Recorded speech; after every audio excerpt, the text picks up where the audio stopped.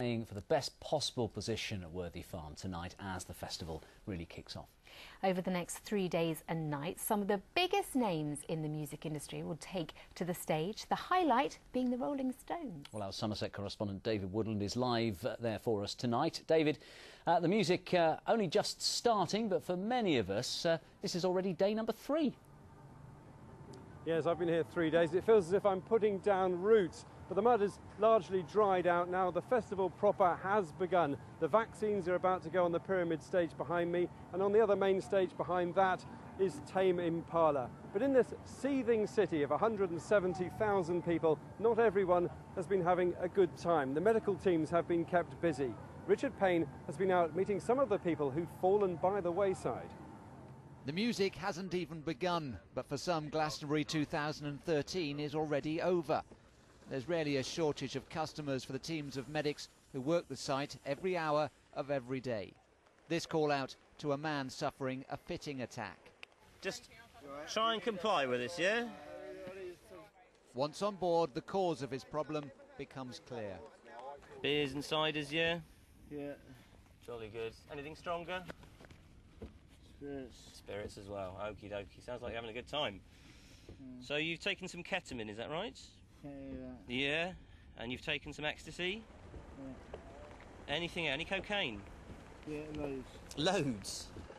The patient has been brought here to what amounts to Glastonbury's very own accident and emergency centre. We're not allowed to film inside, but patients are queuing up to be assessed. If their treatment is deemed too serious for on-site attention, they'll be taken to one of 3 local hospitals. Drug problems at the festival are much smaller than in the past, but still exist. If he'd been left as he was, it's not a certainty, but there's a possibility that he could have died. There's people in tents for the entire weekend. God knows what's going on inside them. You know, there could be anyone in there. So yeah, you know, he'll be okay. Hopefully, in the end, he's had some good care, and that'll continue at the medical centre. He could be feeling fine later on and want to carry on. I hope he doesn't, to be honest. There's no shortage of names for the 50 staff South Western Ambulance Service need here. 3 shifts of up to 12 hours each gets them a free ticket. Before that, though, a woman calls 999 suffering with abdominal pains. First, the crew have to navigate such a large site with no sat-nav to help. The patient needs close attention and is taken to the medical centre through tight, bumpy tracks. A lot of the staff on site are experienced and they working within a festival is different to working within a city because of the vehicles we're using on site and the difficulties in getting around through dense crowds. So the staff thrive on what they do and they very much enjoy it. As night and the rain falls, the calls keep coming, from slips and trips to substance abuse and tent fires. Medical challenges only Glastonbury can bring. Richard Payne, ITV News, Glastonbury. Well, as you heard there from Richard, there have been some tent fires. Now, this small can of gas put 3 people in hospital. They were using it inside their tent. A lot of it leaked out. Someone lit a cigarette, it's thought, and the tent exploded. Now, the fire service on Glastonbury have got their own dedicated equipment, but they say people really are their own worst enemies. They say they've been advising for years that people shouldn't use gas inside tents.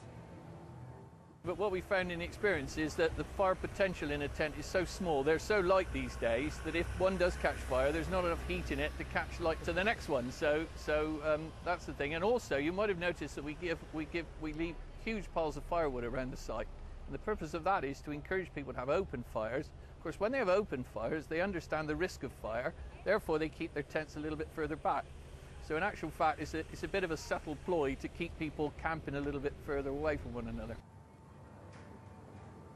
Well, the police say that crime is down 30% on the festival on the Friday 2 years ago. There have been 62 reported thefts from tents. Now, a couple of hours ago, I met 3 girls who were in their tent. They were trying to get to sleep when they heard thieves arguing about what they'd steal from the tent next door. So they jumped out and confronted them. We were lying in our tent at about 3 o'clock and we heard a kerfuffle in the tent next door to us, which was where our friends were staying. They were still out. we heard people deciding that they were going to steal iPads and money from the tent, so we decided to confront them. So we ran outside with a torch and basically caught them, at which point they pretended the tent was theirs. So we argued with them that it couldn't be because they weren't staying with us, and they did a runner over the fence, and we called security straight away, and within about half an hour they were caught and all our stuff was back, which was amazing. Well, we'll be back in a few minutes' time with some upbeat news, including a honeymooning couple and a well-oiled tin man. And Kate Reeves will be here with that all-important Glastonbury weather. We had 6 or 7 hours of rain yesterday, then it's been drying out, and I hate to say it, but we've just had a few spots of rain. OK, David, thank you very much indeed. Well done to those 3 girls. Excellent work. Yeah, good on them. The ITV News continues with the national and international stories. As usual at 6, the sun is trying to come out.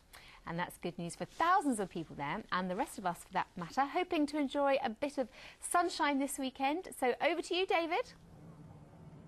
Yes, the sun is trying to come out, although we had a few spots of rain just a moment ago. But I don't think people here are too worried about the weather.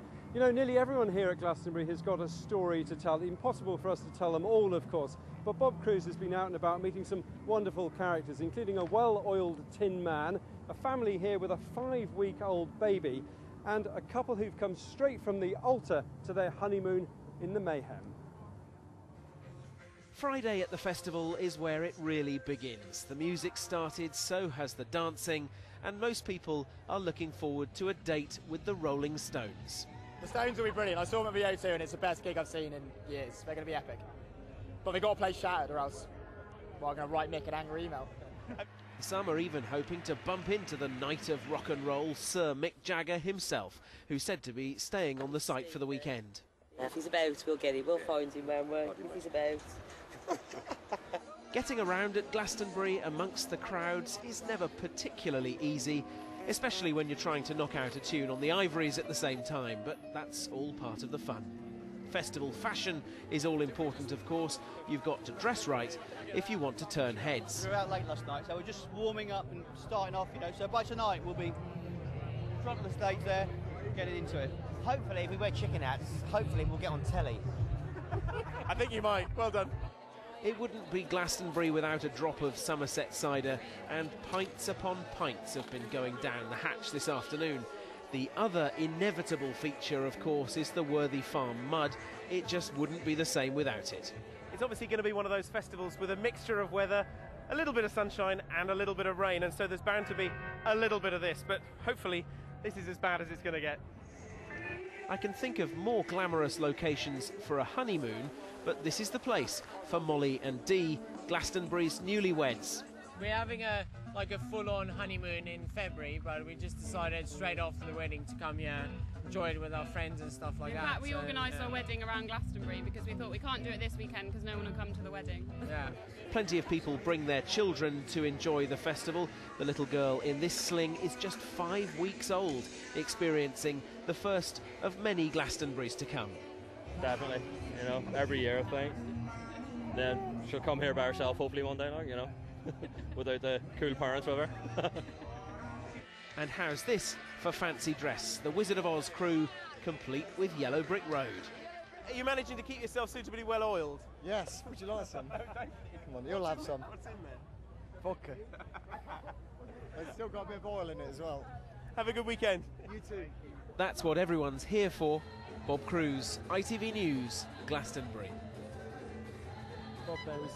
Bob with some of the stories from Glastonbury. Now, as you can see, Kate Reeves is here to do the weather in a minute.